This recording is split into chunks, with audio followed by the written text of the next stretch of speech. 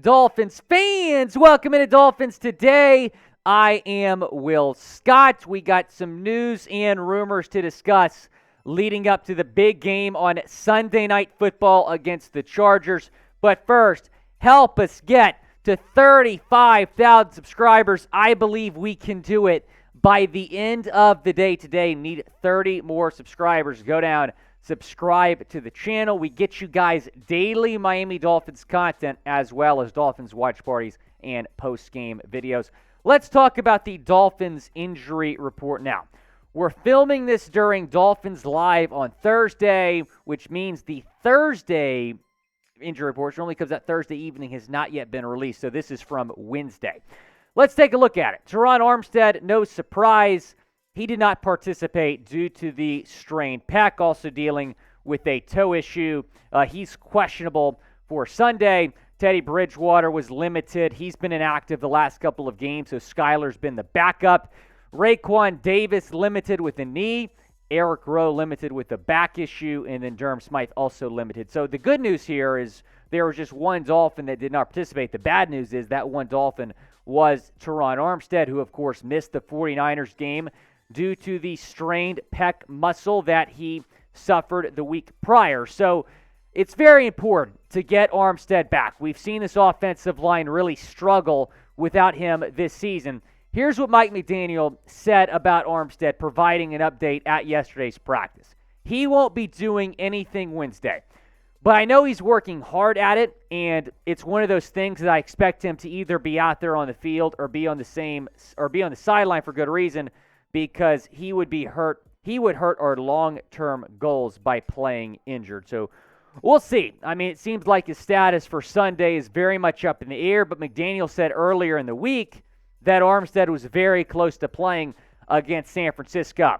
Will Armstead play on Sunday against the Chargers? Type P for play or type W for won't. Down in the comment section, it is the pinned comment. Reply to it when you get a second. Going back to the injury report, I was curious to see if Tua would appear on this. He did, and he was limited. Jalen Waddle, we saw him get a little bit banged up last Sunday in San Fran. He was limited with a fibula. Justin Zimmer limited with the back, and then Jerome Baker with the hip issue limited. Myles Gaskin, Robert Jones, and Kader Kohu, all full participants. So you have to imagine they're on track to play. Tua is going to be fine. Mike McDaniel did not seem to have any concern over Tua's status for Sunday against the Chargers, but if Tua's not going to be 100%, that makes it even more important to get Armstead back on that offensive line. Let's talk about the Chargers injury report. They had 3 guys that did not participate. Derwin James, that would be a pretty big loss for them if he's not able to go. Sebastian Joseph Day and Trey Pipkins also out. Bryce Callahan, Zion Johnson limited. Corey Linsley also limited. Their center, Kenneth Murray limited, as well as Mike Williams. I'm guessing these guys that were limited are on track to play. Zion, as we mentioned, was limited. DeAndre Carter was a full participant, as well as Michael Davis and Jamari Salyer, full participants over there with the LA Chargers. So we'll monitor their injuries as well. But it does look like that Mike Williams, some of those guys that were limited, are on track to play. Derwin James, more of a question mark. Guys, are you tired of wasting money on unnecessary subscriptions? Then I have found the perfect app for you. It is called Rocket Money, and I have already saved a lot of money through Rocket Money. 80% of people actually have subscriptions they forgot about. Maybe it's for you. It's an unused Amazon Prime account or Hulu account, never gets streamed. There's this great app that I use that helps me track all of my expenses, and because of it, I no longer waste money on subscriptions I don't even use. You might have heard of it. It's called Rocket Money, formerly known as Truebill. The app shows all your subscriptions in one place and then cancels for you whatever you don't still want. Rocket Money can even find subscriptions you didn't know you were paying for.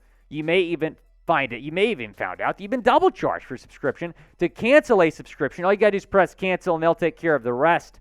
Get rid of useless subscriptions with Rocket Money. Now, go to rocketmoney.com/DolphinsChat. Seriously, it could save you hundreds of dollars per year. That's rocketmoney.com/Dolphins chat. I found out through them that I had a subscription that I was paying for yearly that's like $125 per year. And I'm like, I'm still paying for this? Thank goodness they alerted me of that, and now I have saved a lot of money through Rocket Money. So they also track your spending. They'll tell you how much money you've spent this month and compare that to money you've spent in prior months. That is the link right there, rocketmoney.com/Dolphins chat, and that link is in the comments and the description of today's video. Talking about some roster news now. Liam Eichenberg has been designated to return off of injured reserve. He's been sidelined since October 31st with a knee injury. Robert Jones has been the one filling in for him at left guard. So it appears that a Liam Eichenberg return is now very much in the picture. Not sure if it's going to be this Sunday, but Liam Eichenberg close to getting back to playing football. He's back at practice. He was limited at yesterday's practice. I mentioned that Robert Jones has been the guy filling in for him, and Robert Jones has not been awesome, but he's been better. Eichenberg, when he went down, had a 44.8 PFF grade, one of the worst PFF grades amongst offensive guards. Robert Jones has been better, which makes me think that he should probably remain the starter. Will he? I don't know. Liam Eichenberg was the starter before. And I had been saying even before Liam Eichenberg got hurt that I believe Robert Jones should be in that spot. Taking a look here at the offensive line depth chart, what it might look like for Sunday. He did sign Eric Fisher, but I expect Brandon Shell to start at right tackle this week. Fisher needs to get back into football shape, and even if Eichenberg is activated for Sunday's game, I still think Robert Jones should and will start there. I think at this point, Liam is better suited as a backup swing tackle or being a backup guard to Robert Jones. I do not believe that Eichenberg should be starting on this offensive line. I think he'd be better swing tackle than Greg Little, but I don't think he'd be better starting guard than Robert Jones at this point. Pick one to start. Type RJ for Robert Jones or type LE for Liam Eichenberg down in the comments section. Go down, let me know, RJ or LE. Let me know down in the comments section. I mentioned Eric Fisher. A big question right now. Is the newest member of this Dolphins team going to suit up on Sunday? It's pretty rare when you see a guy that, gets picked up in Week 14 that hasn't been with the team all season play that next week because, again, he hasn't been with the team. He needs to get conditioned. He needs to get back into football shape. But at the same time, they feel like Eric Fisher with a week of practice under his belt might be a better option than Greg Little. Here's what Mike McDaniel said about Eric Fisher. I'd be careful to predict anything in terms of him playing. On one hand, we hadn't even had one walkthrough, and he hasn't even played football in a minute. On the other hand, one of the reasons why we were so fortunate to get him is because we know that clock. He'll be up to speed fairly fast relative to most players just because of his experience, his intelligence, and commitment. So I don't exactly know how long that is. We'll see.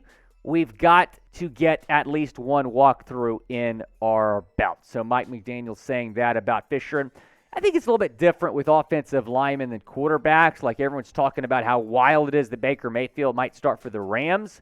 So, yeah, granted, Mayfield's been playing all year, but an offensive lineman doesn't necessarily have to have the same knowledge of the playbook as the quarterback. So I think Eric Fisher should play on Sunday if the team feels like he's ready. Will he play on Sunday? Type Y for yes or type in for no down in the comment section. Go down, let me know. Will Eric Fisher play on Sunday on Sunday Night Football? If Armstead does not go, I think they really need him out there. Let's talk about a Pro Bowl voting update. We got an update from the NFL yesterday on this, and it was relatively interesting. Here are the top 5 in the voting right now. Guess who's on top? Tua Tagovailoa, over 138,000 votes. Fins Nation's legit, Chugs. You know this. I try to tell everyone here at Chat Sports how legit Dolphins fans are. Justin Jefferson is in second. Patty Mahomes in third. Dolphins actually have 2 guys in the top 4. Tyreek Hill currently in fourth.